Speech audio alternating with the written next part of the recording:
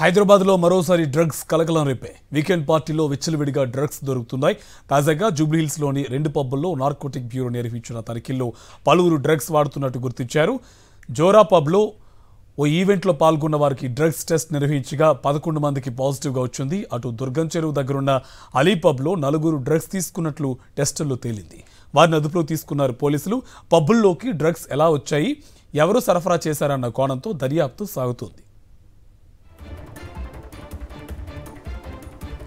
ఇదే అంశానికి సంబంధించి మరింత సమాచారం మా కరెస్పాండెంట్ వాసు మనకు ఫోన్ లైన్లో డీటెయిల్స్ అందిస్తారు. వాసు, పబ్బుల్లో ఈ పోలీసులు, ఈ నార్కోటిక్ అధికారులు కూడా ఎక్కడ ఈ డ్రగ్స్ని కంట్రోల్ చేయలేకపోతున్నారు. విచ్చలవిడిగా ఒక పబ్ కాకపోతే ఇంకో పబ్లో ప్రత్యక్షమవుతున్నాయి. డీటెయిల్స్ అండి. కార్తీక్, హైదరాబాద్ లో డ్రగ్స్ సంబంధించి కండిలర్స్ ఎంతమంది ఉన్నారో ఈ వరుస దాడుల నేపథ్యంలో కూడా స్పష్టంగా అర్థమవుతుంది.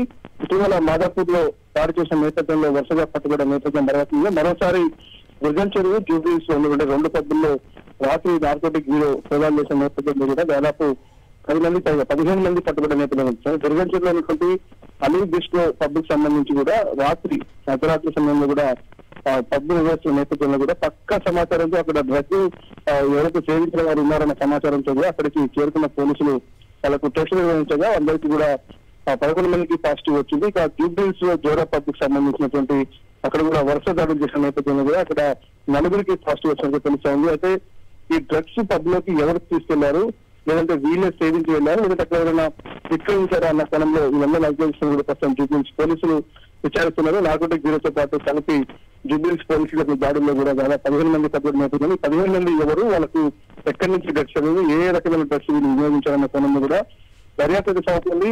అది ప్రధానంగా డీజేలు ఎవరైతే అవుతారో వాళ్ళు ఈవెంట్ ఆర్గనైజర్లు డీజేలు కలిపి వీళ్ళకు డ్రగ్స్ విక్రయిస్తున్నటువంటి నేపథ్యం గతంలో హైదరాబాద్ లో వెలుగు చూసింది. కానీ ఈ అలీ పబ్, జోరా పబ్ లో కూడా డీజేలే అడ్డాగా ఈ డ్రగ్స్ సాగుతుందా, లేదంటే ఇంకెవరైనా వీళ్ళకు డ్రగ్స్ విక్రయాలు సాగిస్తున్నారు. ఇటీవల కాలంలో మనం చూసాం నార్సింగ్ లో కూడా నైజీరియన్ గ్యాంగ్ పెద్ద ఎత్తున కూడా సంపకాలు చేస్తూ పట్టుబడే నేపథ్యం కనిపిస్తా ఉంది. మాదాపూర్ లో పట్టుబడ్డారు. ప్రస్తుతం జూబ్లీహిల్స్, రాయదుర్గంలో వరుస కేసులు చేస్తున్నటువంటి నేపథ్యంలో ఇంకా ఎంతమంది హైదరాబాద్ లో డ్రగ్స్ వినియోగదారులు ఉన్నారో అన్న పేరులో కూడా పోలీసులతో వరుస దాడులకు నిర్వహించిన పరిస్థితి కొనసాగుతాయి. Thank you Vasu.